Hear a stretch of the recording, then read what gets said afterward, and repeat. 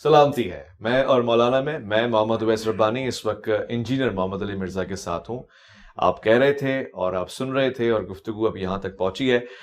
ظاہر ہے انجینئر محمد علی مرزا اپنے علمی انکشافات کرتے رہتے ہیں مختلف انداز سے. ہو سکتا ہے آپ کو ان کے انداز سے یا پھر گفتار سے یا پھر رویے سے یا پھر لہجے سے اختلاف ہو، مگر کچھ دلائل وہ دیتے ہیں. اس پہ آپ کا کیا تبصرہ ہے، یہ جاننے کے لیے مزید آج علمی گفتگو ہوگی. اور آج پروگرام میں خوش آمدید کرنا چاہتا ہوں. میں اور مولانا میں مہمان ہیں انجینئر محمد علی مرزا صاحب. السلام علیکم ورحمۃ اللہ. جی وعلیکم السلام ورحمۃ اللہ وبرکاتہ. ولا حول ولا قوۃ الا باللہ.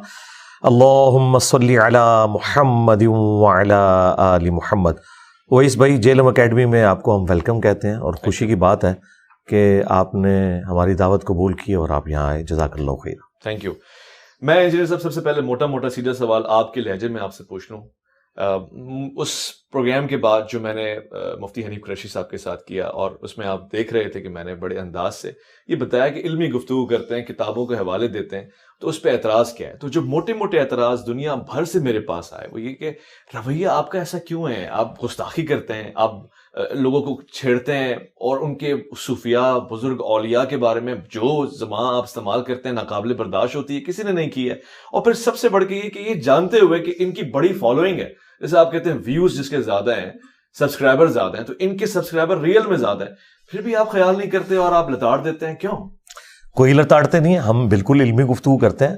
ہمیں بتائیں، کیا ہم نے کسی بزرگ کا نام کبھی بگاڑ کے لیا؟ کوئی ثابت تو کرے. اگر مشرکین عرب حضرت ابو طالب کو آ کے یہ شکایت کریں کہ تمہارا بھتیجا ہمارے بتوں کو گالیاں دیتا ہے، تو یہ ان کا سوچنے کا انداز ہے نا. نبی علیہ السلام نے کبھی گالی تو نہیں دی. آپ تو صرف یہ کہتے تھے کہ اللہ سے ہوتا ہے اور بتوں سے کچھ نہیں ہوتا. تو میں جتنی باتیں کر رہا ہوں یہ ان کا کہنا ہے نا. مجھے بتائیں، آج تک کوئی پلانٹ ارتھ پہ نان بریلوی ایسا ہے جو احمد بریلوی کو اعلیٰ حضرت کہتا ہو سوائے میرے؟ میں اشرف علی تھانوی صاحب کو پورا بولتا ہوں مولانا اشرف علی تھانوی صاحب. اچھا، علی بن عثمان حجویری صاحب صاحب، یہ وہ لفظ ہے جو قرآن میں اللہ تبارک و تعالیٰ نے ہمارے محبوب صلی اللہ علیہ وآلہ وسلم کے ریفرنس سے استعمال کیا ہے. اس سے زیادہ میں کسی کو کیا آنر دے سکتا ہوں؟ یہ کہنا کہ میرا رویہ سخت ہے، تو یہ وہ لوگ مجھ سے بات کر رہے ہیں کہ جو دوسرے فرقوں کو کافر سمجھتے ہیں، گستاخ رسول کہتے ہیں، مشرک کہتے ہیں، ہر وہ گالی. میں تو ساروں کو مسلمان سمجھتا ہوں، سب کے پیچھے نمازیں پڑھنے کا قائل ہوں، سب کو چندے دیتا ہوں جو ان کی زندگی اور موت کا مسئلہ ہے. میں نے تو کوئی کتاب حسام الحرمین لکھ کر اور دیوبند کو واجب القتل اور مرتد قرار نہیں دیا. میں نے المہند لکھ کر بریلویوں کو شیطانی لشکر تو ڈکلیئر نہیں کیا. یہ تو ان کے بزرگ کرتے رہے. میں تو ان سب کے نام احترام سے لیتا ہوں. میں ان کے نظریات سے اختلاف کرتا ہوں. یہ کہتے ہیں نا زبان سخت ہے، وہ زبان نہیں سخت، وہ زبان اتنی علمی ہے کہ ان کی پبلک ان کے گاٹے فٹ ہو گئی ہے کہ انجینئر صاحب تمہاری ایک ایک بات کا جواب دے رہے ہیں، اور جو گستاخانہ عبارتیں تمہاری کتابوں سے نکل رہی ہیں، انہی عبارتوں سے کم درجے کی جو عبارتیں تھیں ان پہ تم نے دوسرے مکاتب فکر کو نیزے کی نوک پہ رکھا ہوا تھا. کل تک اشرف علی تھانوی رسول اللہ کفر و شرک تھا، آج چشتی رسول اللہ نکلا ہے، تو تم کہہ رہے ہو کہ جی یہ معرفت کی بات ہے. کبھی کہہ رہے ہو کتابیں چینج ہو گئی ہیں.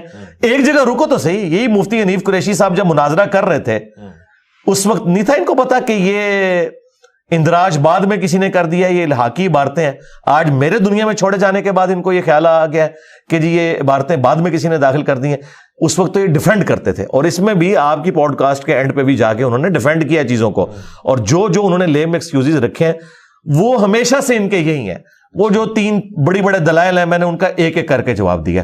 اگر آپ نے وہ نوٹ کیے، میں آپ مجھ سے پوچھ لیں گے تو میں اس پہ ریبٹل کر لوں گا. جی. اور پہلے ہی مقدمہ یہ ہے، جیسے آپ فرما رہے ہیں کہ آپ سب کو مسلمان مانتے ہیں، باہر لکھا ہوا ہے آپ کسی کی بھی تکفیر کے قائل نہیں ہیں، اس کو رد کرتے ہیں آپ. یعنی آپ مفتی حنیف قریشی کو مسلمان مانتے ہیں، بریلوی حضرات جتنے بھی ہیں اہل سنت. اسی طرح اگر پیچھے چلے جائیں تو آپ خواجہ معین الدین چشتی رحمۃ اللہ علیہ کو بھی مسلمان. جی بالکل، کیوں نہیں. تو پھر کسی مسلمان پہ یہ الزام لگانا کہ وہ اپنا کلمہ پڑھوا رہا ہے، کیا کوئی مسلمان کبھی اللہ کے رسول کے علاوہ اپنا کلمہ پڑھوا سکتا ہے اور پھر وہ مسلمان بھی رہے؟ یہ الزام خود ان کے ماننے والوں نے لگوایا نا. یہ کتابیں چھاپ رہے تھے، اسے معرفت کی بات کہہ کے ڈیفینڈ کیا کرتے تھے. یہ جو گستاخانہ عبارتیں ان کو ان کے ماننے والوں نے تو آن کیا ہے. اگر یہ آج آن کرنا چھوڑ دیں اور ساتھ یہ بھی مانیں کہ انجینئر صاحب نے ہمیں بتایا، اس سے پہلے ہم اسے آن کرتے تھے اور پچھلے آلموسٹ 800 سال سے ہم سے یہ مس ہینڈلنگ ہوئی. 633 ہجری میں فوت ہوئے ہیں معین الدین چشتی, آج 1445 ہجری چل رہا ہے. تو 800 سال تک کسی نے ان کو نہیں یہ بتایا کہ یہ لکھا ہوا تھا. یہ زیادہ سے زیادہ کوئی چیز لے کے آتے ہیں تو احمد بریلوی صاحب سے لے کے آتے ہیں کہ انہوں نے فتاوی رضویہ میں لکھا ہے کہ جو چشت کے بزرگ ہیں ان کی جو کتابیں ہیں وہ قابل اعتبار نہیں ہیں. اچھا, لیکن ہم جس کتاب سے حوالہ دے رہے ہیں وہ کتاب سبع سنابل ہے.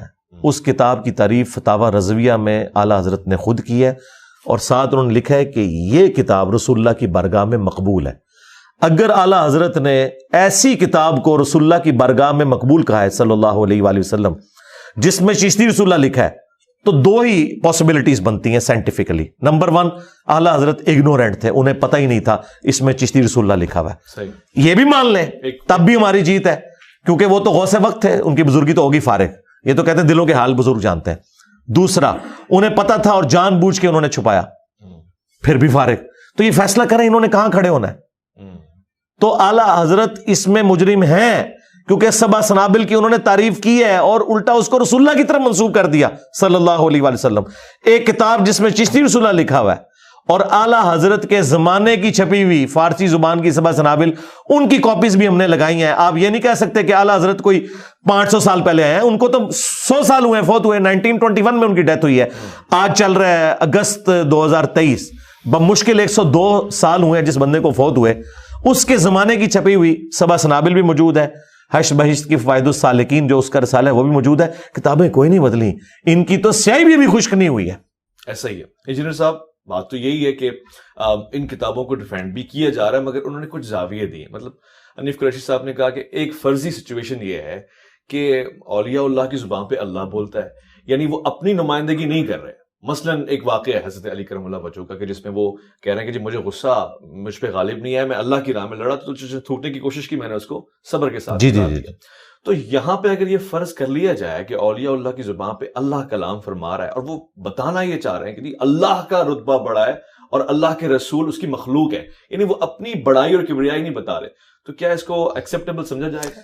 یہی تو ہم کہہ رہے ہیں کہ مولا علی علیہ السلام جب وہ غصے کی حالت میں اس کافر کی پیٹھ سے اترے تو انہوں نے کیا کہا, سبحانی ما اعظم شأنی, میں پاک ہوں, دیکھو میری شان کتنی بلند ہے. یا مولا علی علیہ السلام نے یہ کہا کہ لیوائی اعظم من لیوائی محمد, میرا جھنڈا محمد کے جھنڈے سے بڑا ہوگا. یہ مولا علی کے زمانے میں ہوتے نا تو جو خوارج کے ساتھ جنگ نہروان ہوئی ہے نا, تو جنگ نہروان کا پارٹ 2 جو ہے ان کے ساتھ ہو رہا ہوتا. یعنی کس بات کو کہاں جا کے جوڑتے ہیں. اب مجھے یہ بتائیے, آپ یہ کہہ رہے ہیں کہ اللہ ان کے منہ سے بولتا تھا, کیا کسی پیغمبر کے بارے میں کسی مسلمان کا یہ عقیدہ ہے کہ اس کے منہ سے اللہ بولتا ہے؟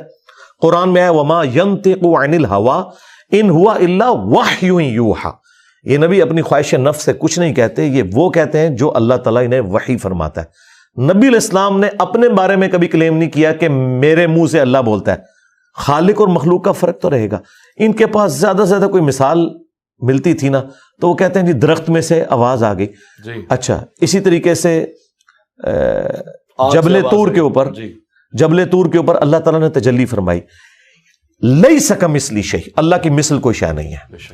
کیا ان کا یہ عقیدہ ہے کہ اللہ تعالیٰ درخت میں حلول کر گیا تھا؟ کبھی بھی نہیں یہ کہیں گے. یا اس پہاڑ کے اندر اللہ تعالیٰ حلول فرما گئے؟ وہ کہیں گے کہ یہ ساری متشابہات ہیں, ان کی ہم تفصیلات میں نہیں پڑھتے. جب تم اس طرح کی چیزوں کی تفصیلات میں نہیں پڑھتے تو پیغمبروں کے اوپر جھوٹ کیوں مانتے ہو کہ ان کے منہ سے اللہ ویسے بولا؟ تو کل کو آپ یہ کہو گے کہ پیغمبروں کے ذریعے اللہ تعالیٰ نے تجلی فرمائی جس طرح کے جبل طور کے ذریعے تجلی فرمائی, تو بتاؤ کیا نبی علیہ السلام کے ذریعے کوئی اس طرح کی تجلی ہوئی ہے اللہ تعالیٰ کی؟ یہ رسول اللہ کے اوپر جھوٹ باندھ رہے ہیں. اور بخاری اور مسلم دونوں میں حدیث ہے, مولا علی علیہ السلام کہتے ہیں میں نے خود نبی علیہ السلام سے یہ بات سنی تھی کہ میری طرف بات منسوب کرنا کوئی عام بات نہیں ہے, جس نے میری طرف جھوٹ منسوب کیا وہ اپنا مقام جہنم میں دیکھ لے. یعنی کہ وہ اسلام سے گیا جی, اس لیے کہ انہوں نے رسول اللہ کی طرف وہ بات منسوب کی ہے جو نبی علیہ السلام نے اپنے بارے میں کی نہیں ہے. تو یہ اللہ تعالیٰ نبی علیہ السلام کے منہ سے کہاں بول رہا؟ دوسری بات, اچھا یہاں پہ رک کے آپ کے اپنے دلائل میں آپ پہلے کہہ چکے ہیں کہ آپ کسی کی تکفیر کے قائل نہیں ہیں, اس سے تو آپ ثابت کر رہے ہیں کہ وہ اسلام سے خارج ہو چکے ہیں. جی, وہ مفتی حنیف قریشی صاحب نے خود کہا ہے کہ ہمارے سامنے ہوتے, ہم ان سے پوچھتے, اگر وہ اقرار کرتے تو ہم فتویٰ دے دیتے. تو مفتی صاحب ہم بھی فتویٰ دے رہے ہیں, اس پہ ہمارا اتفاق ہے. آپ کی پوڈ کاسٹ میں وہ کہہ چکے ہیں جی میں نے یہ بات کی ہے کہ وہ اب بندہ دنیا سے چلا گیا, آج ہم اس کی باتوں پہ بات کر رہے ہیں, ہم بزرگوں کو بینیفٹ آف ڈاؤٹ دے رہے ہیں نا. میں نے کہا ایک ٹن اس نے ذہن رکھا ہوا ہے کہ یہ معین الدین چشتی نے نہیں کہلوایا ہوگا, اگر انہوں نے کہلوایا ہے تو واقعی وہ کافر تھے, اس میں تو کوئی دوسری رائے نہیں ہے. اور خود یہ حنیف قریشی صاحب نے بھی کہا کہ اگر وہ ہمارے سامنے ہوتے ہم ان سے پوچھتے, اگر وہ نہ مانتے تو ہم فتویٰ دیتے. تو مفتی صاحب مان چکے, یہ میرا مقدمہ انہوں نے تسلیم کر لیا ہے کہ فتویٰ دیتے. بعد میں انہوں نے جو تعویلات کی ہیں وہ بعد کی چیز ہے, وہ مان چکے ہیں یہ کلمات کفر ہیں, اگر وہ اڑیں گے تو ہم ان کے اوپر فتویٰ دیں گے. اچھا اب آ جائیں, مجھے یہ بتائیے, کل تک تو یہ مفتی حنیف قریشی صاحب اور ان کی پوری جماعت کہتی تھی کہ با خدا دیوانہ باش با محمد ہوشیار, کہ دیوانگی صرف اللہ کے لیے چلے گی, نبی الاسلام کے ریفرنس سے اگر کوئی دیوانگی کی بات کرو گے تو ہم کفر کا فتویٰ دیں گے. تو مجھے بتائیں, سبحانی ما اعظم شأنی, یہ تو اللہ کے بارے میں ہو گیا, ہمارے نزدیک تو یہ بھی کفر ہے. لیکن یہ لوائی اعظم من لوائی محمد جو بایزید بستامی کی طرف منسوب ہے, ایک ٹن حسن ظن رکھ لیتے ہیں, یہ تو رسول اللہ کی انہوں نے شفاعت کے اس عقیدے کے اوپر ڈاکہ مارا ہے, اور ان کا ہے کہ محمد اور تمام انبیاء میرے جھنڈے کے نیچے ہوں گے. اور 7 الفاظ ہیں, میں قسمیاں کہتا ہوں یہ بات. اس کی تعویل فرید الدین اتار نے بھی کی, اس نے کہا کہ ان کے منہ سے اللہ بول رہا تھا, انہوں نے بھی کہا کہ اللہ بول رہا تھا. ہم یہ کہتے ہیں ٹیکنیکلی آپ کا یہ جواب اس لیے غلط ہے کہ کیا قیامت کے دن 2 جھنڈے ہوں گے, ایک اللہ کا ہوگا اور ایک اس کے رسول کا ہوگا. آپ شان الوہیت اور شان رسالت کا مقابلہ کروا رہے ہیں, اور ہم تو عیسیٰ ابن مریم کے لیے بھی جھنڈا ماننے کے لیے تیار نہیں ہے. تو آڈے بابے تو شاید ہی کوئی نہیں, ٹھیک ہے. تو کیا رسول اللہ صلی اللہ علیہ وآلہ وسلم کے ہاتھوں میں جو لواء الحمد ہے, اس کے پیرلل میں اللہ تعالیٰ نے کوئی اور جھنڈا رکھا ہوا ہے؟ اللہ کا ہی جھنڈا ہے, وہی اللہ کا جھنڈا ہے. ہم بتاتے ہیں یہ کون سے جھنڈے ہیں, اگر ہیں یہ تو وہ بخاری مسلم میں ہے کہ قیامت والے دن ہر غادر اور خائن کے لیے میدان محشر میں ایک جھنڈا گاڑا جائے گا. اچھا, کہ یہ ہے غادر, اس نے خیانت کی تھی, اور میدان محشر کے سامنے پیش کیا جائے گا لوگوں کو کہ یہ خائن تھے. میں سمجھتا ہوں اگر انہوں نے اپنے بزرگوں کو بچانا ہے تو بچا لیں, ادروائز اگر یہ کہیں گے ان کے بزرگوں نے یہ باتیں کی ہیں تو ہم کہیں گے ہاں تمہارے بزرگوں کا جھنڈا ہوگا, وہ وہی جھنڈا ہوگا جو بخاری مسلم میں ہے کہ جو غادر کے لیے, جس نے دین کے ساتھ خیانت کی. جو میں کہتا ہوں کہ ان لوگوں نے عزتیں اویل کی اللہ اور اس کے رسول کے نام کے اوپر, چندے بٹورے انہوں نے اللہ اور اس کے رسول عز و جل و صلی اللہ علیہ وآلہ وسلم کے نام کے اوپر, سواریاں سوار کی انہوں نے مکے اور مدینے کے نام کے اوپر, لیکن پھینکی بغداد شریف میں, اجمیر شریف میں, دیوبند شریف اور بریلی شریف میں. غداری کی ہے انہوں نے. اچھا, ہاں بالکل غداری کی ہے. دیکھیں نا, اس لیے اللہ تعالیٰ نے سزا بہت بڑی دی ہے نا میری شکل میں, یہ آپ سے میرے نبی سا ہے ہی کوئی نہیں, تیرے سارے بابے شاہی کوئی نہیں, اگر وہ نبی کے مقابلے پر آ جائے. چونکہ یہ لا لا کے کھڑا کر رہے ہیں تو ہم کاٹ کاٹ کے پیچھے پھینکیں گے علمی طور پہ. اچھا, لیکن ایک چیز مسنگ ہے اور عوام بھی یہ کہہ رہی ہے, مثلا پیر مہر علی شاہ صاحب پروردگار کروڑوں رحمتیں فرمائے, ان کے اوپر مناظرہ کرتے تھے, میدان میں آ جاتے تھے قادیانیوں کے خلاف بھی, اور پھر ایک تاریخ ہے اولیاء اللہ کی. آپ پہ اعتراض یہ کہ آپ مناظرے سے راہ فرار اختیار کرتے ہیں, آپ کہتے ہیں ویڈیو تک محدود رہو, سامنے نہیں بیٹھ سکتے. مطلب مفتی طارق مسعود صاحب کا واقعہ ہوا, پھر مفتی حنیف قریشی صاحب کا یہی اصرار ہے کہ آمنے سامنے بیٹھے, ہم آپ کا احترام کریں گے, آپ کی حفاظت بھی کریں گے. پھر مسئلہ کیا ہے؟ مفتی طارق مسعود صاحب کا جو معاملہ ہے وہ الگ سے ہے, اس کے اوپر میں ویڈیو ریکارڈ کروا چکا ہوں, وہ چیز ہی کچھ اور تھی, اور ابھی بھی کسی کو شوق ہے وہ آ جائے. پیر مہر علی شاہ صاحب جب نکلے تھے غلام احمد قادیانی دجال کے مقابلے پر, تو انہوں نے کچھ چھوٹو تو لانچ نہیں کیا نا, خود آئے تھے نا, تو لگائیں یہ اپنے بڑوں کو ہوا, نکالیں بڑے. ہم تو کہہ رہے ہیں, اور یہ ان کی خواہش پہ, میں نے کبھی رائے فرار نہیں کیا. میں یہ کہہ رہا ہوں کہ اس وقت صرف مولانا فضل الرحمان صاحب کے ہاتھ کے اوپر 5 لاکھ علماء کی بیعت ہے. صحیح, میں ان میں سے کسی عالم کے ساتھ بات کرتا ہوں, 5 لاکھ اور آئیں گے, 5 لاکھ ہیں میرے پاس, تو عمر نو بھی ہو ختم نہیں ہوگا, تو ڈائریکٹ فائنل کھلاؤ مجھے. تمہارے عقیدے کے اوپر برا وقت آیا نا تو بڑا لانچ کرو نا. ہمارے صحابہ کرام پہ جب برا وقت آیا غزوہ حنین میں, بخاری مسلم میں ہے, صرف 80 بندے نبی الاسلام کے ساتھ رہ گئے, تو آپ اکیلے آگے بڑھے. انا النبی لا کذب انا ابن عبد المطلب. تو یہ بھی نکالے نا, میں ہوں مفتی مریب الرحمان, اس میں کوئی شک نہیں, میں ہوں بریلویوں کا امام, میں ہوں مفتی تقی عثمانی, اس میں کوئی شک نہیں, دیوبندیوں کا امام. اور یہ ان کی خواہش پہ, مجھے کوئی خواہش نہیں ہے. چونکہ یہ کہتے ہیں کہ حق میں ہونے کی دلیل یہ کہ انجینئر سامنے نہیں بیٹھتا, اس کے پیچھے ریزن یہ نہیں کہ میں بیٹھنا نہیں چاہتا. میں کہتا ہوں بڑا لانچ کرو, بڑے کو بٹھاؤ, اور بڑا بیٹھے تو مسئلہ ختم ہو جائے گا. لائیو بیٹھتے ہیں, آپ بے شک اس میں اینکر بن جائیں, ویڈیو ریکارڈ کروائیں, مجھے تو کوئی اعتراض نہیں. آئے آپ ہم سے گستاخانہ عبارتوں پہ بات کریں, عقیدہ ختم نبوت کے اوپر بات کریں, عقیدہ توحید کے اوپر بات کریں, ہم اسی طریقے سے اپنے علمی دلائل رکھیں گے. لیکن چھوٹوں کے ساتھ اگر بیٹھیں گے تو چھوٹوں کی تو پارٹی ہے. اس وقت مفتی حنیف قریشی صاحب تو ایک چھوٹی بریلویت کی ایک پارٹی کو ریپرزینٹ کر رہے ہیں نا. جو ڈومیننٹ پارٹی ہے وہ تو اشرف جلالی یا الیاس قادری پارٹی ہے نا. وہ تو یہ ایک دوسرے کو ناسبی اور رافضی کہتے ہیں. یہاں پہ بھی اگر مشترکہ کوئی بڑی شخصیت ہے وہ مفتی منیب صاحب ہے. اگر یہ سمجھتے ہیں کہ مفتی منیب صاحب کی یا تقی عثمانی صاحب کی یا اہل حدیث کے ساجد میر کی سپیکنگ پاور نہیں ہے, تو میں پہلے تو ان سے پوچھوں گا کہ اگر ان کے پاس علم اور سپیکنگ پاور نہیں ہے تم نے ایڈ کیوں اپنا بنایا ہوا ہے؟ پوائنٹ ہے. ہاں بالکل, اتارو ان کو عمارت سے, لاؤ چھوٹو کو بڑا بناؤ, میں بیٹھ جاؤں گا. آج اپنا چھوٹو لانچ کر کے اسے بڑا بناؤ اپنا, اور کوئی یہ سب سے بڑا ہمارا ہے. اور مفتی منیر صاحب ویڈیو میں آ کے کہیں کہ ہاں ٹھیک ہے میں دستبردار ہوتا ہوں, میں نے اب یہ بڑا لانچ کر دیا اپنے فرقے کے لیے, میں تیار ہوں بیٹھنے کے لیے. جس کے پاس اسپیکنگ پاور ہے. اگر دیوبندی سمجھتے ہیں الیاس گھمن صاحب بیٹھ سکتے ہیں, لیں ان کو. طارق مسعود صاحب کے بارے میں تو ان کے علماء کہتے ہیں ان کے اندر اس طرح کی گٹس نہیں کہ اختلافی موضوعات پہ بات کر سکیں. اس وقت بھی ان کو علماء نے منع کیا تھا کہ آپ وہاں نہ جائیں. تو میں نے علمی جواب دیا. ان کے یہاں آنے کے بعد جو میں نے ریبٹل کیا ہے, الحمدللہ سینکڑوں نہیں ہزاروں دیوبندی ریورٹ ہو چکے ہیں. ہماری لائف سٹوری سیشن چل رہے ہیں, آپ آ کے خود سن لیں. لوگوں کو پتا ہے کہ دلائل کیا ہے. تو مجھے بیٹھنے میں کوئی آر نہیں. میں کہتا ہوں کہ کس کے ساتھ بیٹھوں, ڈائریکٹ فائنل کھلاؤ. اس کی بجائے کہ یہ مثال دیتے ہیں نا مجھے, دیکھیں چھیڑنے کے لیے یہ کہتے ہیں یہ مرزا ثانی ہے, ٹھیک ہے, تو تمہارا جو وہ غلام احمد قادیانی دجال تھا ان کا تھا, کیونکہ وہ صوفیاء کے پیٹرن سے تھا. ہاں جی, حنفی تھا. اس نے خود, اس کے ماننے والے بھی کہتے ہیں ہم حنفی ہیں, وہ بغیر رفع الجین کے نماز پڑھتے ہیں. تو جو حنفی قادیانی تھا غلام احمد قادیانی دجال, اس کے مقابلے پہ انہوں نے بڑا لانچ کیا تھا نا. اہل حدیث نے بھی ثناء اللہ امرتسری کو لانچ کیا تھا نا. تو آج اپنے بڑوں کو نکالیں. یہ مجھے مرزا ثانی کہہ رہے ہیں نا, تو بڑے نکالیں. اور بھائی ان کے بڑوں کو بھی پتا ہے کہ the damage has been done, کیونکہ غلام احمد قادیانی دجال کے ساتھ یہ پورے اس لیے پڑ گئے کہ اس نے تو ایک جھوٹی نبوت کلیم کی تھی, اس کے پاس کوئی علمی دلائل نہیں تھے. اس کے باوجود ان سے کئی بلنڈر ہوئے اس کو جواب دیتے ہوئے بھی.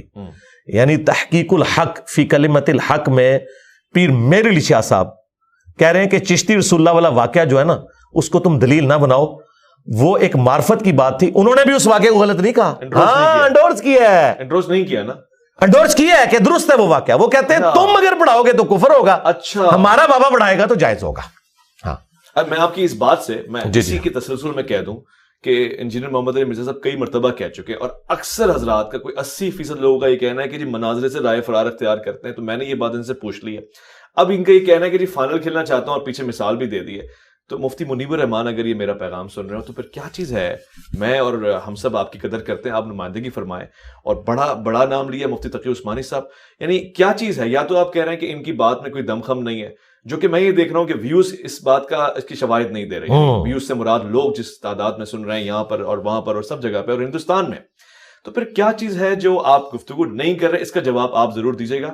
اور اگر یہ کہہ رہے ہیں کہ اگر آپ فن خطابت کے ماہر نہیں ہیں, یا آپ خود بھی ذوف میں ہے, کسی بھی حالت میں ہے, آپ کسی اور کو نمائندہ بنا دیں اور مستند نمائندہ ہو, اور ویڈیو میں اناؤنسمنٹ کریں, ویڈیو میں اناؤنسمنٹ لکھنے والا نہیں, وہ پھر ٹویٹس بھی یہاں ڈیلیٹ ہو جاتی ہیں جب پریشر آتا ہے اسٹیبلشمنٹ کا. ویڈیو میں بیٹھنے کے لیے تیار ہوں, کوئی حل نہیں جناب. میں کہتا ہوں جی آج ہی آپ بات کریں, میں بیٹھنے کے لیے تیار ہوں. اور میں اس سے بڑی آفر دے رہا ہوں, اگر یہ کہتے ہیں نا کہ بیٹھنا ہے, میں ان کو اپنی سیٹ پہ, اپنی یہ جو میرے پیچھے والی سیٹ ہے اس پہ بٹھاؤں گا, تسلی سے ان کی بات سنوں گا, میں قدموں میں بیٹھوں گا. اور کوئی گستاخی سرکار نہیں, کیوں گستاخی ہوگی؟ نہیں, دیکھیں مجھے بتائیں, یہ تو ایک دوسرے کے اوپر لانتیں بھیجتے ہیں. میں تو ان کے نام کے ساتھ حافظہ اللہ تعالیٰ کہتا ہوں. میں نے مفتی حنیف قریشی صاحب کا جب بھی نام لیا حافظہ اللہ بولا, مفتی منیب صاحب کے ساتھ بولا.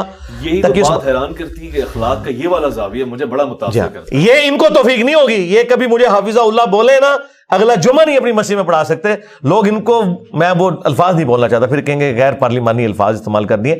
تو دیکھیں یہ ہمارا حوصلہ ہے, ہمارا تو کوئی اسٹوڈنٹ, بلکہ میرے اسٹوڈنٹس جو ویلاگز بناتے ہیں وہ بھی ان علماء کے ساتھ حافظہ اللہ کہتے ہیں. وہ ایک عالم کے ساتھ. مفتی طارق مسعود صاحب جب یہاں پہ جو کچھ کر کے گئے, اس کے جواب میں بھی ہمارے اسٹوڈنٹ نے ویڈیوز بنائی نا, تو مفتی طارق مسعود حافظہ اللہ تعالیٰ کا یہ ریکارڈ ہے. اچھا, یہ بڑا فرق دیکھنے میں آ رہا ہے, یعنی مفتی صاحب کے اور انجینئر صاحب کے. انجینئر صاحب کہہ رہے ہیں حافظہ اللہ, اور وہاں کے لوگ استغفر اللہ لگا رہے ہیں. انجینئر صاحب کے لعنت اللہ لگا رہے ہیں. جی بڑی میں تو اس بات سے آ رہی ہوں اور برائیت کا اظہار کرتا ہوں, یہ ہونا نہیں چاہیے اور یہ اچھا مزاح. اچھا, انجینئر محمد علی مرزا اور ان کی شخصیت کے ارد گرد بہت سارے سوالات گھومتے ہیں. ابھی کوئی چوتھا آپ پہ قاتلانہ حملہ, یعنی کوشش ہوئی ہے اس کی. مجھے تو یہ خبر ملی تو میں حیران تھا, اور میں ایکسپیکٹ کر رہا تھا کہ اکثر ایسی ہوا کہ کوئی نوجوان ہوگا, نابالغ ہوگا, 18 سال کی عمر تھی.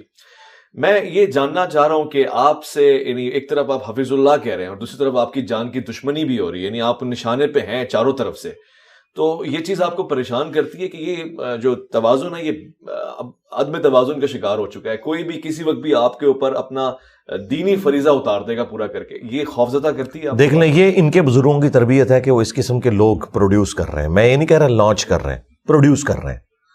اور ہماری تربیت یہ ہے کہ ہم ہمیشہ پازیٹیولی لے کے چلتے صوفیہ ہیں. نے تو کبھی کسی کے قتل کی بات نہیں کی، اولیاء اللہ اور صوفیہ کرام تو محبت کا پیغام دیتے رہے اور یہ بات تو سب کہتے ہیں. کاش اس زمانے میں یوٹیوب ہوتا اور ان کی چیزیں کھلتی تو پھر ہم آپ کو بتا سکتے ہیں. مجھے بتائیں، یہ آج کل جو کسٹوڈین ہے تصوف کے مزارات کے اوپر بیٹھے ہوئے ہیں، ان کے بارے میں آپ کو کیا آئے دن خبریں نہیں ملتی ہیں؟ پیر اپنے مریدوں کو قتل کروا دیتے ہیں، گدی کی خاطر اپنے بھائیوں کو قتل کروا دیتے ہیں. یہ سارے معاملات اس وقت بھی ہوتے تھے، اس وقت میڈیا نہیں تھا.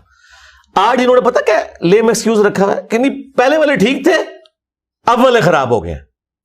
جی جن کو آپ ٹھیک کہہ رہے ہیں نا، اس زمانے میں بھی اگر یہ سب کچھ ہوتا تو آپ کہتے اس سے پہلے والے ٹھیک تھے، اب والے خراب ہو گئے. تو ہمارے پاس تو یہ ساری چیزیں موجود ہیں. یہ سب لوگ خود نہیں تھے قتل کرواتے، حکمرانوں کے ذریعے. حکمران مزارات پہ بیٹھتے تھے، حکمران ان کے بینیفیشری ہوتے تھے، یہ ان کے بینیفیشری. جس طرح آپ دیکھ لیں یہ جو فرینچ ریولوشن آئی ہے، اس وقت شہنشاہ تھا اور نیچے ان کے پادری ہوتے تھے، وہ چندے وہ کلیکٹ کرتے تھے، کچھ شہنشاہ کو دیتے تھے، کچھ اپنے پاس رکھتے تھے. پھر ایک دن ریونج سامنے آیا اور آج آپ دیکھ رہے ہیں ویٹیکن سٹی بن گیا ہوا ہے. تو وہ دن دور نہیں ہے کہ یہاں پہ بھی ویٹیکن سٹی بنے گا. آپ چندے کا کوئی نظام یہاں رکھا نہیں ہے. جی الحمدللہ، یہی اب ہم جی اس بات کا الحمدللہ. دار ہیں. مگر سوال یہ ہے کہ جتنے بھی لوگ ہیں جو آپ کے خلاف ہیں یا ناقد ہیں، ان کے پاس تو ایک سسٹم ہے اور چل رہا ہے اور وہ نظر بھی آتا ہے، ڈونرز ہیں. آپ کس کے چندے پہ چل رہے ہیں؟ آپ کے سر پہ کس کا ہاتھ ہے؟ آپ کے کاندھے پہ کس نے شاباش کہا ہوا ہے؟ نہیں، اس ملک میں تو اس طرح سے کوئی ڈنکی کی چوٹ پہ نہیں بات کر سکتا. تو آپ کے پیچھے بیک سپورٹ کیا ہے؟ بیک سپورٹ اللہ تعالیٰ کی ہے جی الحمدللہ. اور یہ کہنا کہ میں چندوں کے بغیر کیسے چل رہا ہوں، میرے بھائی میں نے کوئی یہاں پہ کوئی بچے تو نہیں رکھے ہوئے ہاسٹل میں جن کا میں نے خرچہ اٹھانا ہے. ہمارے اخراجات اس طرح کے ہے نہیں ہے نا کہ جس طرح کے اخراجات ان کے ہیں. ہم موٹر بائک یوز کرتے ہیں، ہم نے کوئی گاڑیوں میں تو جانا نہیں ہوتا. اور جو اتوار والے دن لوگ آتے ہیں انہیں ہم سموسہ اور دودھ پتی بس یہ سرو کرتے ہیں. کوئی انہیں ہم 4-5 ڈشیں تو کھلاتے نہیں ہیں. تو اس طرح کے جو معاملات ہیں وہ ہم آپس میں دوست احباب مل کے ان کو مینج کر لیتے ہیں. ہمیں کسی سے مانگنے کی ضرورت نہیں پڑتی. جو ہمارے اپنے اکیڈمی کے ممبرز ہیں تو وہ چیزیں میٹ ہو رہی ہیں. تو بڑے لیول کے جو اخراجات ہیں وہ ہمارے ہے ہی نہیں ہے نا. اب ایک کیمرہ لیا ہوا ہے، ایک انٹرنیٹ کا کنیکشن لیا ہوا ہے، وہ تو کیمرہ ایک دفعہ لے لیا نا. یہ تو نہیں کہ ہر دفعہ ریکارڈنگ کے لیے نیا کیمرہ لینا پڑتا ہے. اس کی ایڈیٹنگ ہمارے ایک بھائی کر رہے ہیں، وہ فی سبیل اللہ کر رہے ہیں. یہ کیمرے کی ریکارڈنگ کر رہے ہیں، یہ فی سبیل اللہ کر رہے ہیں. تو یہاں پہ لوگوں نے اپنی ڈیوٹیز بانٹی ہوئی ہیں. یہاں پہ جو سیکیورٹی کے اوپر بھی مامور لوگ ہیں ان لوگوں نے بھی اپنی ڈیوٹیز بانٹی ہوئی ہیں، وہ فی سبیل اللہ سارے کام کر رہے ہیں. لیکن وہاں پہ اب ہر مد میں جتنے لوگ انہوں نے بھرتی کیے ہیں نا ان کو وہ تنخواہیں دیتے ہیں. مولانا الیاس قادری صاحب کرونا کے دنوں میں خود بتا رہے تھے کہ 37,500 ہمارے ملازمین ہیں. تو بھائی 37,500 ملازمین ہیں، جب ان کی تنخواہیں میٹ کریں گے تو اربوں کا بجٹ بنے گا. تو اس لیے ان کو لینا بھی پڑتا ہے. تو ہمارا تو یہاں پہ کوئی بھی ملازم نہیں ہے. ایون یہ جگہ بھی جو ہے یہ بھی کرائے کے اوپر ہے. یہ ایسا نہیں کہ یہ کوئی پرماننٹ یہاں ہم نے کوئی ایک مسجد قائم کر لی ہے. اور یہ بھی ایک ہی دن ہفتے میں کھلتی ہے، اتوار والے دن، اور ریکارڈنگ کے بعد بند ہو جاتی ہے، پھر نیکسٹ سنڈے کو کھلتی ہے. کسی شخصیت کے پیچھے ہاتھ نہیں ہے جو سپورٹ کرتی ہے؟ نہیں، کیوں کرے گی؟ مجھے بتائیں آپ اس شخصیت کا یا اس ادارے کا نام لیں، میں اس ادارے سے اختلاف رائے کی اپنی ویڈیو آپ کو دکھا دوں گا. ہاں تو بتائیں نا، اگر یہ سمجھتے ہیں کہ میں نے اسٹیبلشمنٹ کا میں اعلی کار بنا ہوں تو اسٹیبلشمنٹ کی جو غلط پالیسیز ہیں جو کافی حد تک اب وہ درست کرنے کی طرف نیت کیے ہوئے ہیں اے پولیٹیکل ہونے کی، تو میں تو اس وقت ان پہ کرٹیسزم کرتا تھا جب انہوں نے جہادی تنظیموں کو پالا ہوا تھا. 2013 میں میری ویڈیوز ریکارڈ ہیں جس میں نان اسٹیٹ ایکٹرز کے خلاف بولتا ہوں. آج اگر وہ خود نان اسٹیٹ ایکٹر کے خلاف بولنا شروع ہو گئے ہیں FATF حافظہ اللہ تعالیٰ کی برکت سے، تو میں تو حافظہ اللہ اس سے کہوں گا کیونکہ پاکستان میں سکون آیا اس کی برکت سے. ورنہ ہمیں تو کوئی عقل نہیں آ رہی تھی کہ ہم نے کوئی اپنے آپ کو درست کرنا ہے. یا ضرب عزم حافظہ اللہ تعالیٰ اور رد الفساد حافظہ اللہ تعالیٰ، یہ ساری جو برکات اکٹھی ہوئی ہیں نا، تو یہ الحمدللہ اب نیشن اس کے بینیفٹ دیکھ رہی ہے. لیکن ان تمام چیزوں سے پہلے میں وہی پالیسی رکھتا تھا جو آج رکھتا ہوں. تو آپ یہ کہہ سکتے ہیں کہ اسٹیبلشمنٹ یا ادارے میری پالیسی پہ آ گئے، نہ کہ میں ان کی پالیسی کے اوپر آیا ہوں. تو میں اختلاف رائے تو کرتا ہوں. اللہ کا شکر ہے الحمدللہ. آپ کی تاریخ یہ بتا رہی ہے کہ پہلے یعنی یہ تمام باتوں کی ضمن میں یہ بات کہہ رہا ہوں کہ آپ پہلے دعوت اسلامی میں بیٹھتے تھے, آپ وہاں شاگرد بھی رہے یعنی بریلوی تھے, پھر اس کے بعد آپ اہل حدیث کے عقائد سے بڑے متاثر ہوئے, پھر مولانا اسحاق صاحب کے ساتھ آپ کی نشستیں رہیں. تو جو آپ کی زندگی میں تغیر آتا جا رہا ہے, تبدل آتا جا رہا ہے, مستقبل کا انجینئر محمد علی مرزا کون ہوگا؟ شیعہ؟ نہیں, مستقبل تو یہی ہے جو ہم مسلم ہیں. اور اس کے اوپر میں اینٹی وینم اور پھکی اور الزامی جواب دیتا ہوں. یہ بڑے فخر سے بتاتے تھے سیدنا سلمان فارسی کے بارے میں کہ جی وہ پہلے یہودی تھے, پہلے آتش پرست تھے, پھر یہودی ہوئے, پھر عیسائی ہوئے, پھر نبی اسلام تک پہنچے, پھر مسلمان ہو گئے نا. تو مسلمان کے بعد بندہ کچھ بھی نہیں ہوتا. تو الحمدللہ میں حضرت سلمان فارسی کی سنت پہ عمل کرتے ہوئے سارے فرقے بدل کے اینڈ پہ مسلمان ہو گیا. ماشاءاللہ, یہ جواب ہے. اگر سلمان فارسی اسلام کی حالت میں گئے تو انشاءاللہ ان کا غلام بھی اسلام کی حالت میں دنیا سے جائے گا. آپ خود کو صحابی کے درجے پہ نہیں, درجے پہ نہیں, میں انہیں فالوور ہوں ان کا. ظاہر مثالیں تو میں نے ان کی دینی ہے نا. اگر آج میں اپنے نام کے ساتھ مرزا لگاتا ہوں, لوگ کہتے ہیں کیوں لگاتے ہوں, میں کہتا ہوں یہ صحابہ کی سنت ہے. ابو ذر غفاری, غفاری قبیلے کی نسبت ہے. ابو موسیٰ اشعری, اشعری قبیلے کی نسبت ہے. ابو ہریرہ الدوسی, یہ قبیلے کی نسبت ہے. تو صحابہ اکرام ہی ہمارے لیے رول ماڈل ہیں, ہم نے ان کو ہی لے کے چلنا. بڑے سارے لوگ آپ کو مرزائی اور قادیانی کہہ رہے تھے, تو آپ نے جس طرح سے رد کیا قادیانیت کا اور جو چیزیں آپ نے تھیسس کی صورت میں, ویڈیوز کی صورت میں کی ہیں, اب ان لوگوں کے تاثرات کیا ہیں, وہ کہاں گئے؟ جناب ہم نے یہ رد ان کی وجہ سے نہیں کیا, ہم پہلے بھی رد کرتے تھے. لیکن جب انہوں نے یہ سب کچھ کیا تو پھر میں نے وہ رد جو پہلے کرتا تھا وہ دوبارہ سے ریپیٹ کیا, اور ساتھ میں نے چشتی رسول اللہ اور اشعری رسول اللہ کا زخم بھی چھیلا اور اسے کینسر بنا دیا. جناب بلوں میں گھس گئے آپ. اور اس کے باوجود اب بھی جو لوگ ہٹ درمی پہ اترے ہوئے نا, اب وہ کہہ رہے ہیں نہیں قادیانی تو نہیں ہے, قادیانی نواز ہے, یہ کہہ رہے ہیں. اور اس کے لیے وہ مختلف لیم ایکسکیوز ڈیوائز کرتے ہیں. مجھے بتائیں میں کون سا قادیانی اور قادیانی نواز ہوں کہ جسے پاکستان میں اعلانیہ تبلیغ کرنے کی اجازت ہے؟ قادیانیوں کو تو یہاں تبلیغ کرنے کی اجازت ہی نہیں ہے. اگلے دن یہاں ایف آئی اے نہ پہنچ جائے, ایجنسیز نہ پہنچ جائے. اور اگر آپ یہ سمجھتے ہیں کہ قادیانی اتنے مضبوط ہو گئے ہیں کہ آپ کی فوج, ایجنسیز, سارے ادارے فیل ہو گئے ہیں اسے روکنے میں, تو سرکار آپ کو تو پھر حرام موت مر جانا چاہیے کہ آپ کے ملک کے اندر غلام احمد قادیانی دجال کا سپورٹر نعوذ باللہ وہ اس طرح سرعام جو ہے وہ تبلیغ کرتا پھر رہا ہے. تو پہلے تو آپ ان ایجنسیز کے اوپر چڑھ دوڑے نا کہ جنہوں نے اجازت دی ہوئی ہے اس کو. تو یہ سارے ان کے جھوٹے ایکسکیوز تھے.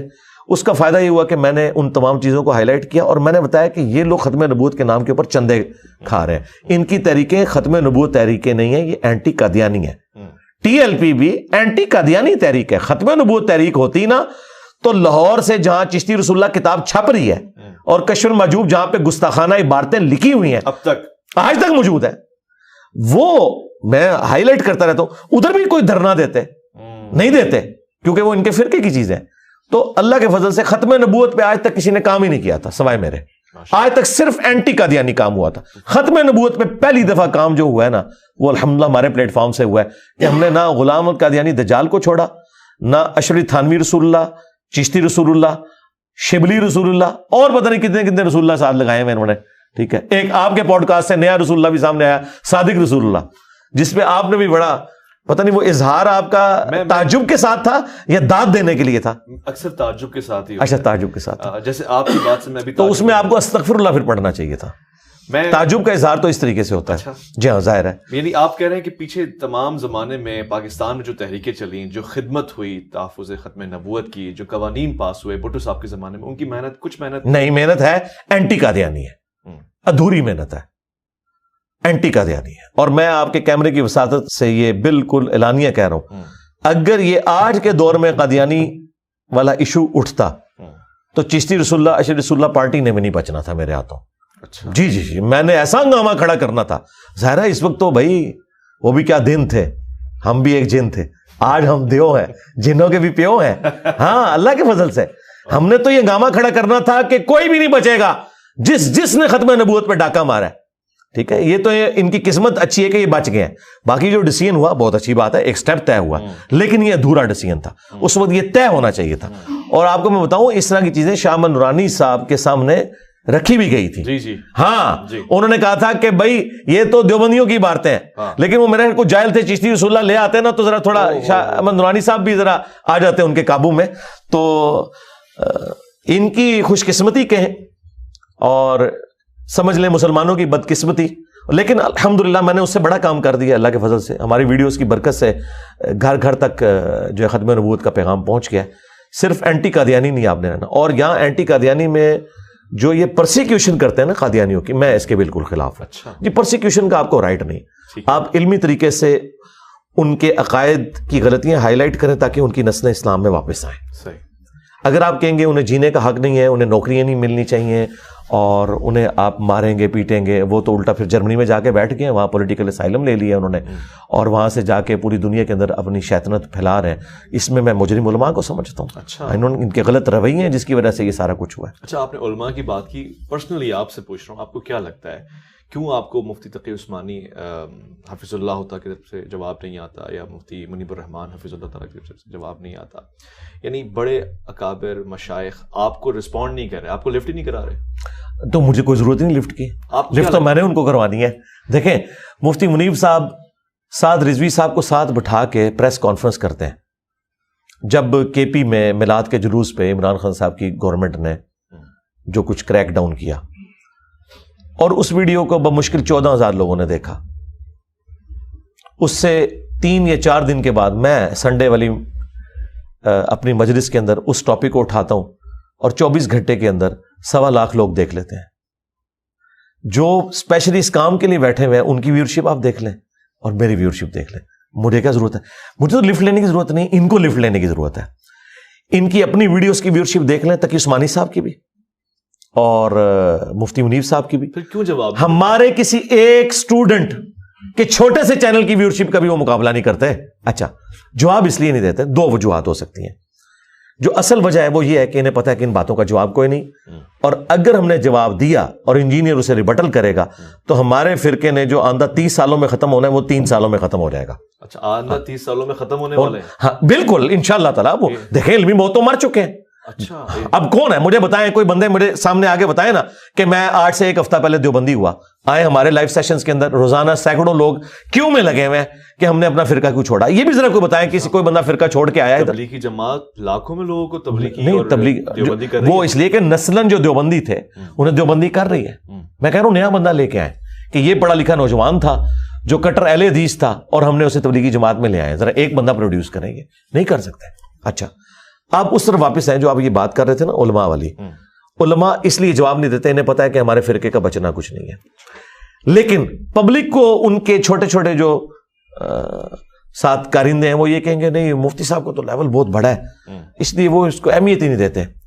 بھئی اگر اہمیت وہ نہیں دے رہے ہیں تو پوری دنیا کے علماء سارے فرقوں کے مجھے کیوں ٹارگٹ کیے ہوئے ہیں؟ صرف میرے علاوہ کوئی بندہ آپ نے دیکھا جس کے خلاف کوئی کلپ سارے علماء بنا رہے ہو؟ دنیا کی ہر مسجد میں میرے خلاف جمعہ پڑھایا جا رہا ہے. تو جب میں تمہارا ڈرونا خواب بنا ہوں اور یہ ڈرونا خواب ہونے کے باوجود تم کہہ رہے ہو کوئی فتنہ نہیں ہے, تو ٹھیک ہے سکون کرو. آئے دن کہتے ہو ہم دھرنا دیں گے, ہم FIR کٹوائیں گے.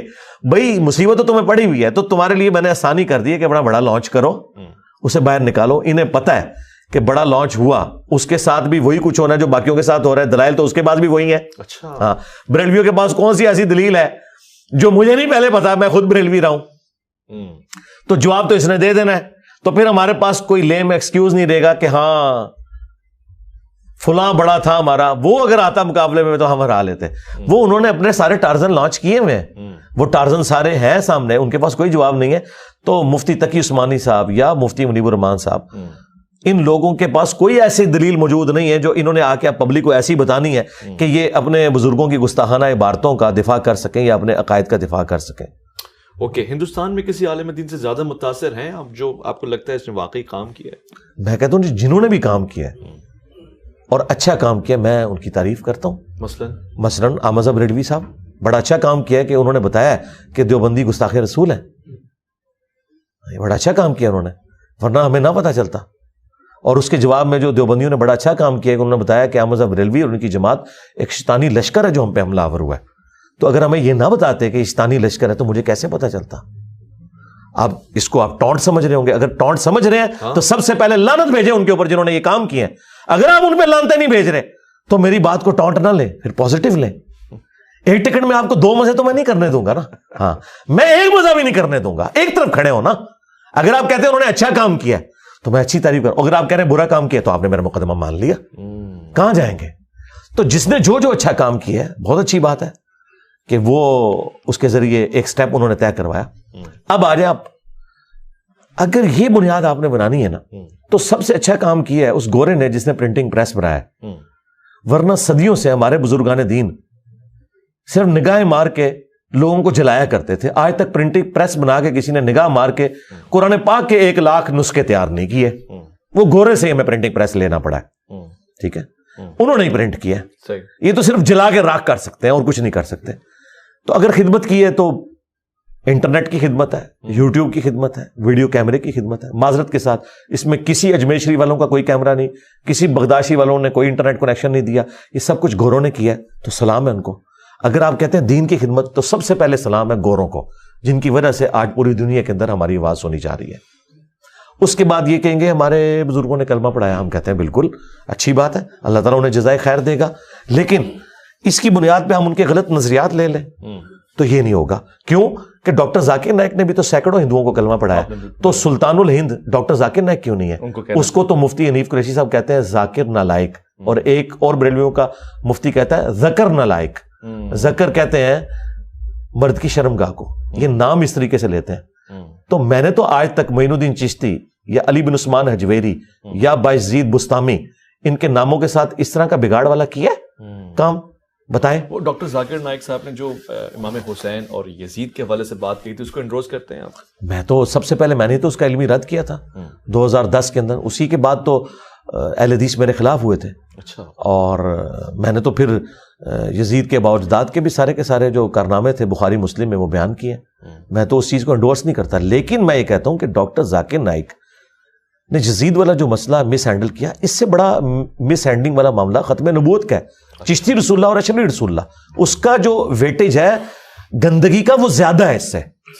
تو اس لیے میں اس کے اوپر زیادہ ایمفسائز کرتا ہوں اور زیادہ, اور اس کے اوپر بھی کرتا ہوں ڈاکٹر ذاکر نائک کے خلاف جتنی ویڈیوز ہیں علمی, یا وہ میری ہیں یا اکا دکا ویڈیو ڈاکٹر تعلق قادری کی ہے یا ہمارے مولانا ساگ صاحب کی ایک ویڈیو ہے, باقی ایک پوری سیریل اس حوالے سے وہ صرف میں نے ریکارڈ کروائی. ٹھیک. اچھا, میں نے جیسے آپ سے بڑی تفصیلی گفتگو کی, اور آخری سوال ہے, میں نے آپ سے پوچھا کہ وہ لوگ کیوں نہیں آتے, آپ نے بتایا مجھے لگتا ہے یہ وجوہات ہیں. ظاہر ہے میں نے آپ کی ویڈیوز ان کو بھی دکھائیں, لنکس بھی بھیجے, اور یہ ساری بات ہے. اب میں ان کا کچھ جواب بھی لے کر آیا ہوں. جی جی. اور ان کا یہ کہنا ہے, اور مجھے لگتا ہے بڑا کوئی عقلی مطالبہ ہے ان کا, وہ یہ کہتے ہیں کہ مثلا شاہد آفریدی ہے, یہ کوئی اچھا کرکٹ کا پلیئر ہے, اس کو کوئی گلی کا بچہ کہے کہ جی میرے ساتھ کرکٹ کھیلو, میں چیلنج کر رہا ہوں تو میں بال کرواؤں گا, تو وہ اس سے پوچھتے ہیں جی آپ کی ہسٹری کیا ہے, آپ کہاں سے سیکھے ہیں کرکٹ کو, کہاں کھیلتے ہیں آپ, کون سے گراؤنڈ میں. بزرگوں کا یہ کہنا ہے کہ انجینئر محمد علی مرزا سے پوچھو کہ کس مدرسے سے پڑھے ہیں, کہاں سے آپ نے فراغت حاصل کی ہے, آپ تو انجینئر ہیں. ان سوالات کا کیا جواب دیں گے بفور یو چیلنج دیم؟ یہ جواب تو میں نے کب سے دفنا دیے, اور جو لوگ یہ چیزیں سامنے رکھتے تھے وہ اب رو رہے ہیں کہ ہم نے یہ بات کیوں انجینئر کے سامنے کی.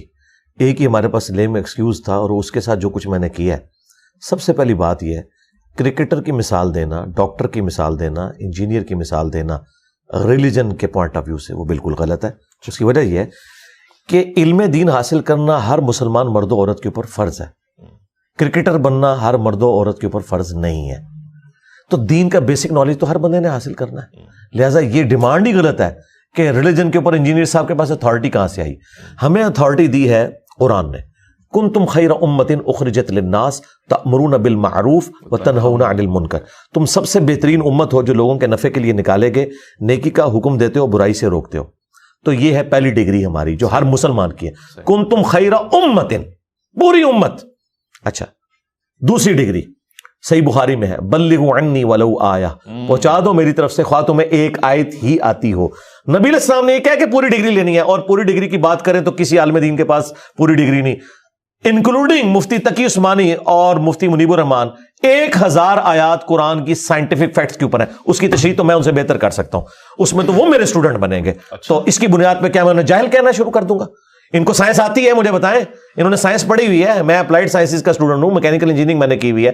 میں نے تو آج تک دعویٰ نہیں کیا کہ کوئی مفتی یہ بات نہ کرے. آپ نے کتنی کتابیں لکھی مفتی تقی عثمانی صاحب نے؟ جی میں آگے آ رہا ہوں. جی تیسری بات, آج اگر کوئی مفتی سورج گرہن اور چاند گرہن کو سمجھانے کے لیے اپنے آڈینس کو بتاتا ہے کہ چاند گرہن کس وقت لگتا ہے اور سورج گرہن کس وقت لگتا ہے, کہ سورج گرہن اس وقت لگتا ہے کہ جب چاند سورج اور زمین کے درمیان آتا ہے. آج تک کسی آڈینس نے پوچھا کہ حضرت آپ تو سائنٹسٹ نہیں, آپ یہ بات کیوں کر رہے ہیں؟ وہ کیا کہے گا؟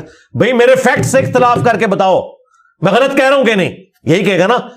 یہ تو نہیں کہے گا میرے پاس ڈگری نہیں ہے تو میں اس کو بیان ہی نہیں کروں گا. اسی طریقے سے ایک اور مثال, مفتی صاحب نے اپنے گھر میں ایئر کنڈیشن لگانا ہو اور اس کا انٹرنل یونٹ وہ کاریگر تھوڑا سا ٹیڑھا لگا دے اور آپ کے سامنے وہ لگ رہا ہے, تو مفتی صاحب یہ نہیں کہیں گے کہ اس کو سیدھا کرو, آگے سے کہا تیرے پاس ڈگری ہے, یہ کام تو میرا ہے. کہ یار ڈگری کو چھوڑو لیکن مجھے نظر آ رہا ہے کہ غلط ہے, تو سرکار مجھے نظر آ رہا ہے چشتی رسول اللہ کفر ہے, اشرف تھانوی رسول اللہ کفر ہے, مجھے تو نظر آ رہا ہے, یہ میرا بنیادی عقیدہ ہے. 5ویں دلیل, اگر آپ کو پرائمری اسکول کا بچہ آ کے یہ کہے کہ سورۃ البقرہ کی آیت نمبر 279 میں لکھا ہے کہ جو سود کھاتا ہے اللہ اور اس کے رسول عز و جل و صلی اللہ علیہ وآلہ وسلم کا اعلان جنگ ہے, تو آپ اسے یہ کہیں گے کہ جاؤ پہلے ڈگری لے کے آؤ, لہٰذا میں یہ بات نہیں مانتا. اگر آپ یہ بات کریں گے تو آپ مفتی کے آپ کافر ہو جائیں گے. آپ کا کام ہے آپ اسے دیکھیں, اس ریفرنس کو چیک کریں. ہم بھی ریفرنس دیکھ رہے ہیں.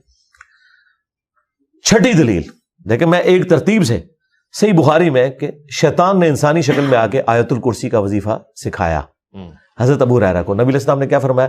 ہے شیطان تھا لیکن بات سچی کی. اگر شیطان سچی بات کرے تو لے لے, انجینئر صاحب کرے تو نہ لے. اور 7ویں دلیل جہنم کے 7 دروازوں کی نسبت سے, چلے طواف کعبہ کے 7 چکروں کی نسبت سے, یہ 7 دلائل ہیں. 6 دلائل میں آپ کے سامنے رکھ چکا ہوں. 7ویں دلیل یہ ہے کہ جامعہ ترمذی میں حدیث موجود ہے, اس کو سپورٹیو ابن عباس کا بھی قول ہے کہ حکمت مؤمن کی گم شدہ میراث ہے, جہاں سے بھی ملے لے لو. مجھے بتائیں, آپ سب کچھ تو غیر مسلموں سے لے رہے ہیں, وہاں تو آپ نہیں کہہ رہے ان کے پاس کوئی ڈگریاں نہیں ہے. صحیح, ٹھیک ہے.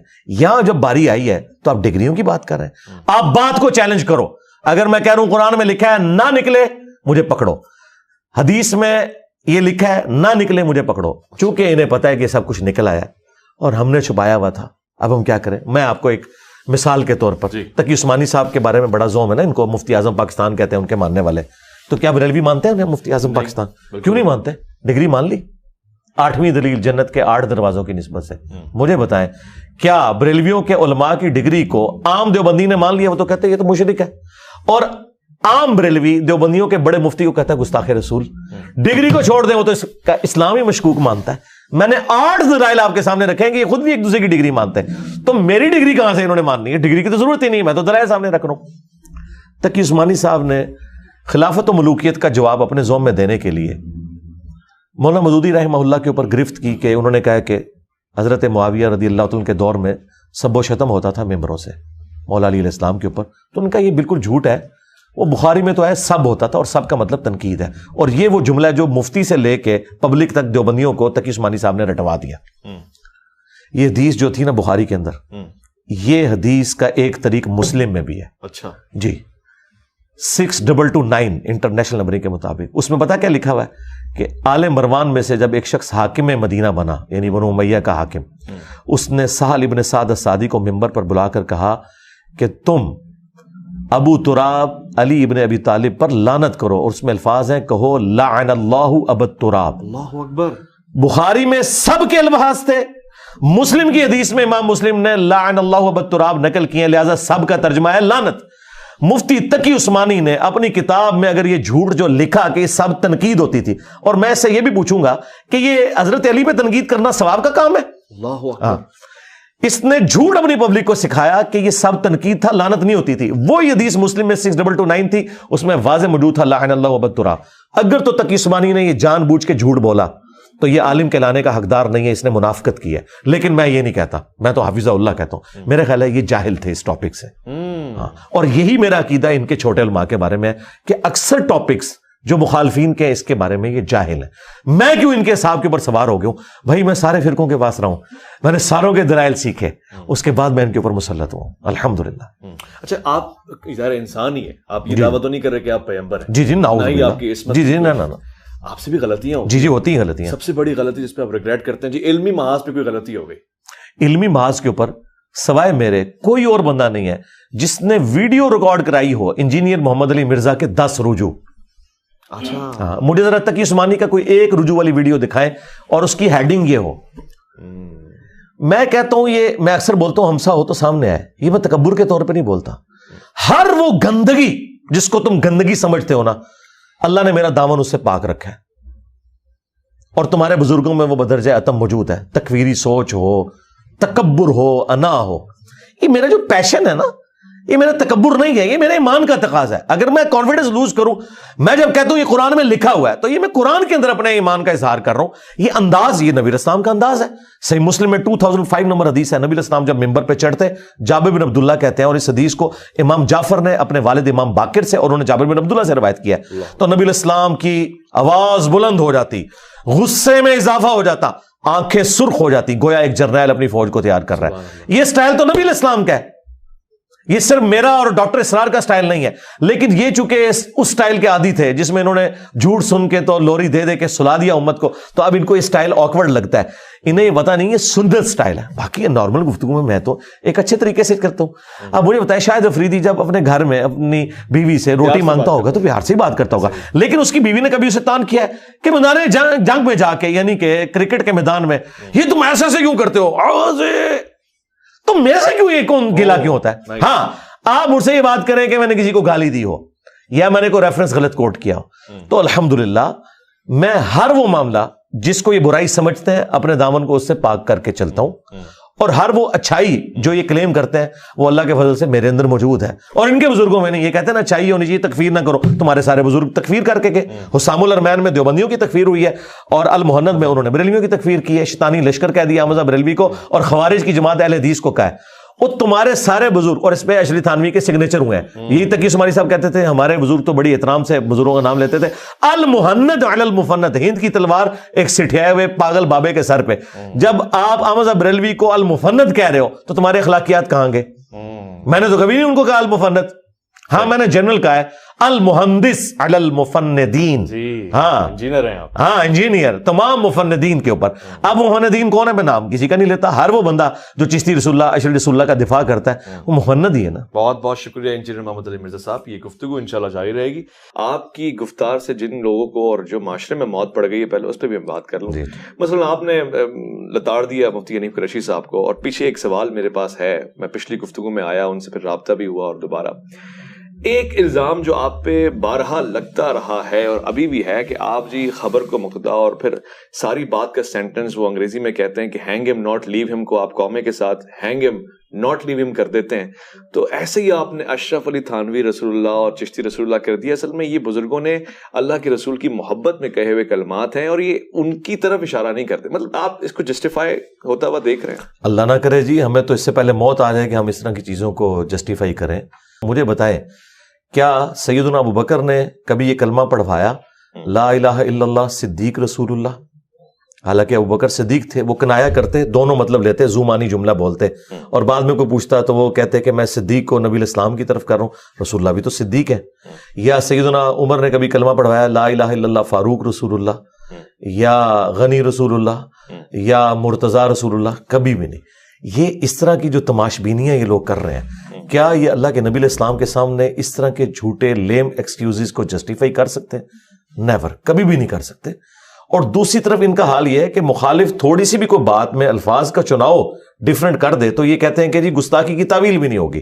یہاں پہ خود تعویل بیان کر رہے ہیں. جس چشتی رسول اللہ میں معین الدین چشتی صاحب نے چشتی سے مراد نبی علیہ السلام کو لیا. بھائی نبی علیہ السلام تو ہاشمی ہے, ان کا چشت سے کیا لینا دینا, اور عربی میں تو چے ہوتی ہی نہیں ہے. ہاں, عربی میں چے کہاں سے آ گئی؟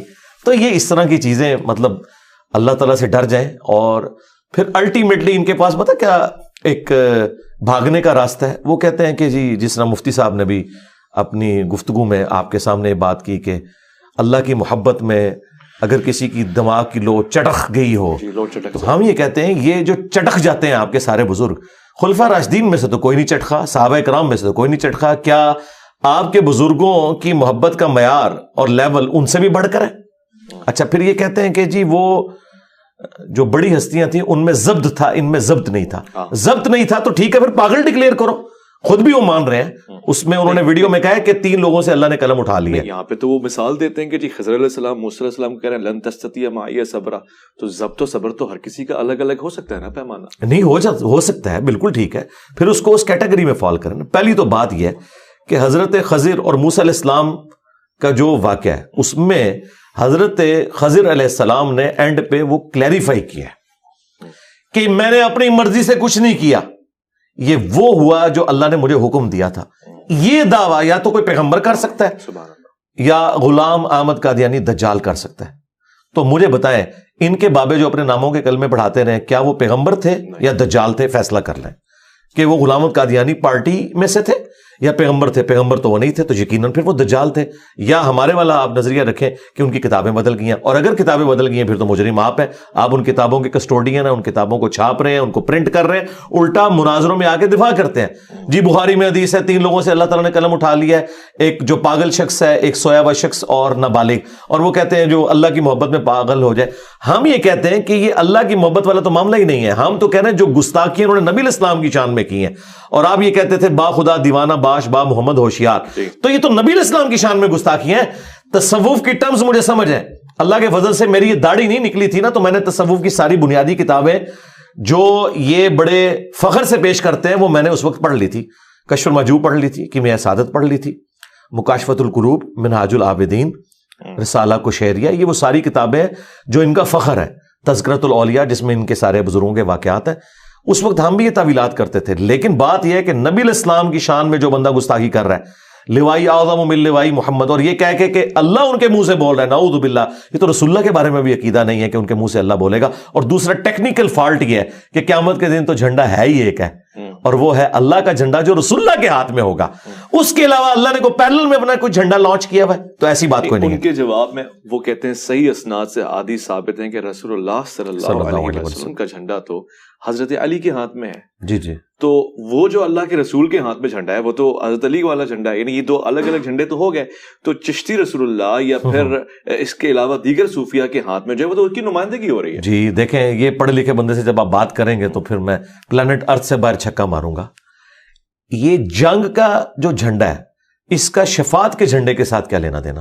کیا ان کا یہ عقیدہ ہے کہ قیامت کے دن جو شفاعت کا جھنڈا ہے وہ حضرت علی نے اٹھایا ہوگا یا عیسیٰ ابن مریم نے اٹھایا ہوگا؟ وہ تو ہمارا فخر ہے، عسیٰ ان یبعثک ربک مقاما محمودا، یہ مقام محمود صرف نبی الاسلام کی خاصیت ہے۔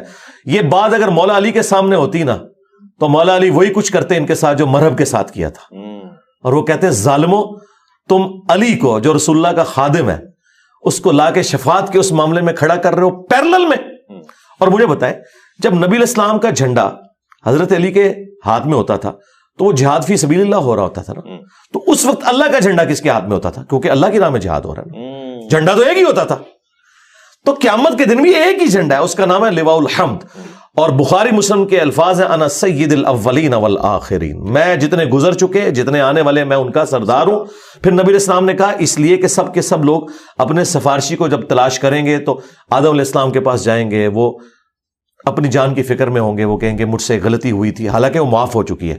یوں کرتے ہوئے نوح علیہ السلام، پھر عیسیٰ علیہ السلام، موسیٰ علیہ السلام، مختلف پیغمبروں سے ہوتے ہوئے الٹیمیٹلی جب عیسیٰ ابن مریم کے پاس آئیں گے وہ کہیں گے آج ایک ہی شخص ہے جس کے ہاتھوں پر شفاعت کا دروازہ کھلے گا، تو محمد رسول اللہ کے پاس جاؤ۔ نبی علیہ السلام کہتے ہیں کہ میں اس وقت پھر اللہ تعالیٰ کی حمد کروں گا ان الفاظ میں جو اللہ تعالیٰ مجھے اسی وقت تعلیم فرمائے گا، اور اس حمد کی برکت سے میں جب تک اللہ چاہے گا میں سجدے میں رہوں گا، اور پھر اللہ تعالیٰ حکم دے گا کہ اے محمد سر اٹھائیے، آپ بات کریں، آپ کی بات سنی جائے گی، آپ شفاعت کریں، آپ کی شفاعت قبول کی جائے گی۔ نبی علیہ السلام کہتے ہیں میں خطیب ہوں گا تمہارا۔ تو نبی علیہ السلام تو انڈیویجول پرسنالٹی ہیں قیامت کے دن کے مہمان خصوصی۔ اور پھر نبی علیہ السلام نے کہا چاہو تو قرآن پڑھ کے دیکھو، عسیٰ ان یبعثک ربک مقاما محمودا، اے نبی ہم عنقریب آپ کو اس مقام پر فائز کرنے والے ہیں جہاں ہر شخص آپ کی حمد کرے گا۔ مقام محمود یعنی ایسا مقام جہاں پہ جو بندہ فائز ہے اس کی لوگ حمد کریں گے۔ قیامت کے دن کے مہمان خصوصی ہمارے محبوب صلی اللہ علیہ وآلہ وسلم ہے، اور اس منصب میں انہیں تو ابراہیم خلیل اللہ شیئر نہیں کر سکتے، تو سیدنا علی کیسے شیئر کر سکتے ہیں، یا کوئی اور کوئی شخص کیسے کوئی دعویٰ کر سکتا ہے؟ اور میں آپ کو بتاؤں صحیح مسلم کی حدیث ہے، نبی علیہ السلام نے فرمایا قیامت کے دن تمام انبیاء، تمام انسان میری طرف متوجہ ہوں گے، حتیٰ کہ ابراہیم خلیل اللہ بھی میری طرف متوجہ ہوں گے۔ حالانکہ ابراہیم وہ ہیں جن کی تعریف کرتے ہوئے ہمارے نبی تھکتے نہیں ہیں، ابو الانبیاء۔ ہاں اچھا، لیکن آپ فرما رہے ہیں کہ ابراہیم میری طرف متوجہ ہوں گے، میں خطیب بنوں گا سب کا۔ اچھا، اور اسی کو اعلیٰ حضرت نے ایک شعر میں کہا ہے، وہ جہنم میں گرا ان سے جو مستغنی ہوا ہے خلیل اللہ کو حاجت رسول اللہ. یا اعلیٰ حضرت نے اس صحیح مسلم کی حدیث کا ترجمہ کیا ہے. مجھے بتائیں اب یہ گراوٹ کا لیول ہے ان بابوں کے ماننے والوں کا کہ کل تک یہ عشق رسول کے کسٹوڈین تھے, آج انجینئر صاحب کو ان کو عشق رسول سکھانا پڑ رہا ہے. تو لہٰذا ہمارا یہ مقدمہ بالکل درست ہے کہ انہوں نے عشق رسول کا صرف ایک میک اپ کیا ہوا تھا, اصل میں یہ عشق باباؤں میں گرفتار ہیں. لیکن انہوں نے چونکہ یہ اپنا چورن بیچنا تھا تو مسلمان تو وہ بات مانتا ہے جو اللہ کے نبی علیہ السلام کے راؤنڈ سینٹرڈ ہو. اسی لیے یہ ہر بات کو قرآن و سنت میں فٹ کرنے کی کوشش کرتے ہیں تاکہ رسول اللہ کی بھولی بھالی امت کو دھوکہ دینے کی کوشش کریں. اور میں آپ کو بتاؤں یہی وجہ ہے کہ میں خود ان دھوکہ بازوں میں شامل تھا, لیکن جیسے ہی مجھ پہ حقیقت کھلی تو میں نے کہا یار یہ تو بڑا دھوکہ, انہوں نے رسول اللہ کے نام پہ مجھے دھوکہ دیا ہے. تو میں نے پھر اس سسٹم کو للکارا ہے. اسی تو ہم عرض کرتے ہیں کہ وہ بھی کیا دن تھے, ہم بھی ایک جن تھے, آج ہم دیو ہیں, جنوں کے بھی پیو ہیں, یعنی ان مولوی جنوں کے. اللہ اکبر.